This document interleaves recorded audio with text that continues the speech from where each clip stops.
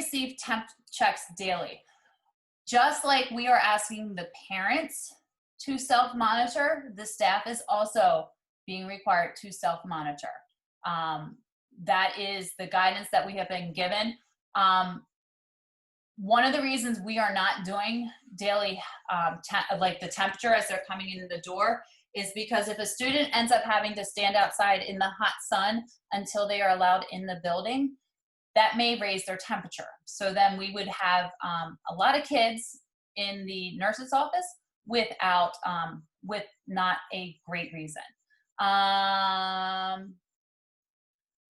You might have to touch on, we can't, will pre-K be going back and forth for specials classes, or does, okay, so the only special that pre-K is going to go back and forth for, the only two would be technology and gym.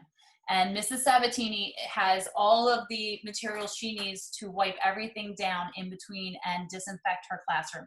The only classes that will be going into her room are the younger grades. She will be pushing into all the others. But we do have the UV wands to help with sanitation, and she also has all of her things for that.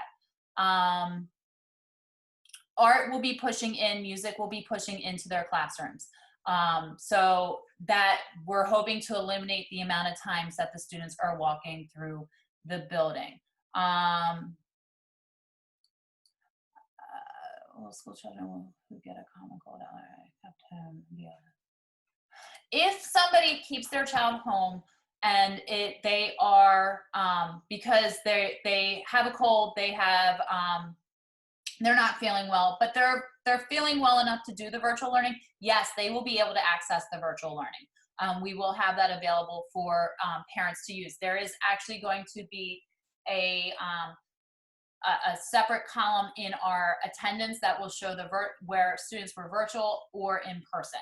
So we do have that where they will get counted as not in person, as attending school if they are accessing the virtual. Okay, I think, okay, I don't know if I touched on this. Tomorrow we will be sending home a list of symptoms for the parents, things to keep in mind, questions for like daily health checks. So as before you leave the house, how does everybody feel? Things along those lines. So yes, Mrs. Schleck, we will be sending that home.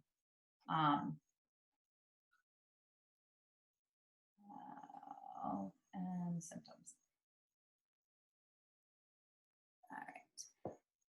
Have I touched on all of the questions so far?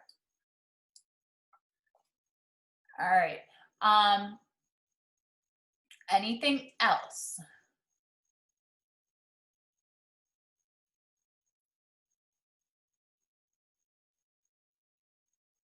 I know that next week you guys do have your orientations, and I will be down in the lower church for anyone that might have any questions, any further questions or anything as we progress through the first week, 2, 3 of school. It is crazy around here, but we are trying to get back to people as we are getting phone calls. Okay, so let me see if I can back up my slide a little bit. For the instructions for drop-off pickup of pre-K kids without older siblings. So the line's just gonna form at a different spot for the drop-off and pickup.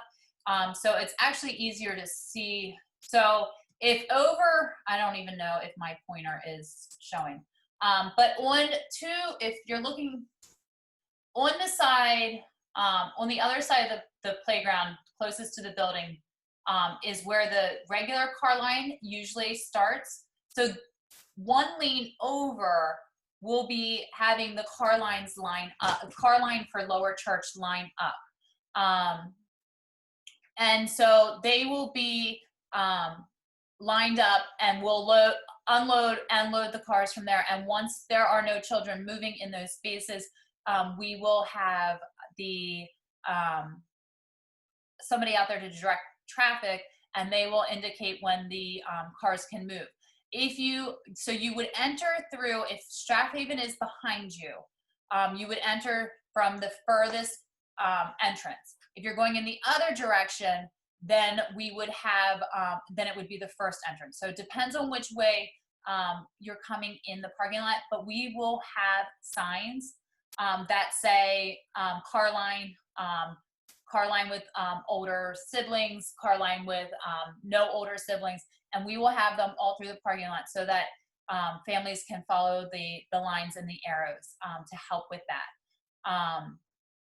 We are also putting out, I also am working on putting together the video that we did make today with the teachers driving through the car line, and that is going out to the entire school because this process is new for everyone in some aspect. There will still be before school care and after school cares.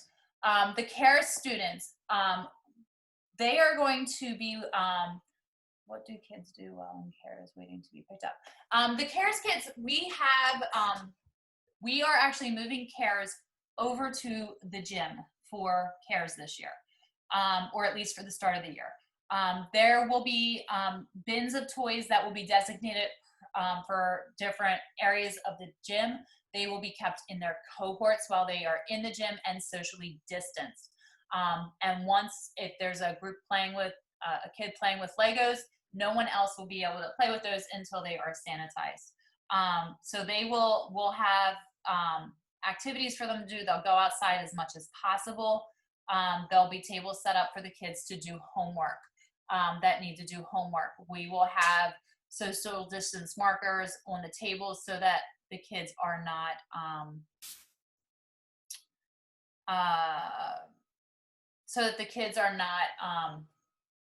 sitting right next to each other. Is there anything that you and the teachers think would be helpful for us to express to our kids in the next few days so they are mentally prepared? That is a great question.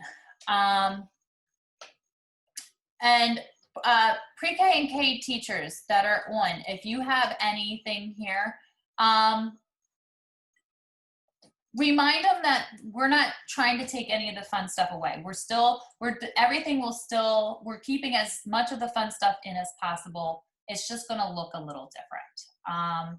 So instead of them moving around the room for workstations, they'll get the supplies at their spots. So they're still going to be doing all the fun stuff that they would normally do. Trying to think. Mrs. Dempsey. Yes.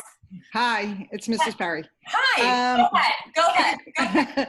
Kindergarten sent out a preparing for kindergarten email to the kindergarten kids. I know Mrs. Dobbins did as well as I did. And it just gave a few things to do as far as practicing with the mask so that they keep it on, practicing how to take it on and off the proper way. We label things for like your backpack, not to have things hanging on it. We also talked about the snacks and lunchtime to practice opening some of the more difficult things so that we, the teachers, are not handling each child's food so that they can come a little more independent. We also talked about like the use of the bathroom. You know, obviously even pre-COVID, we did not go in the bathroom, but especially now more so they have to be completely independent. I think we kind of covered as much as we thought we could in that preparing for kindergarten. We didn't, safety, I think we answered with the masks and, you know, our expectations, obviously, I think we have to do that with the children, and we'll discuss that at orientation as well. So I hope that answered Mrs. Lemicki's question about that. The biggest thing is reminding them to wash their hands. I know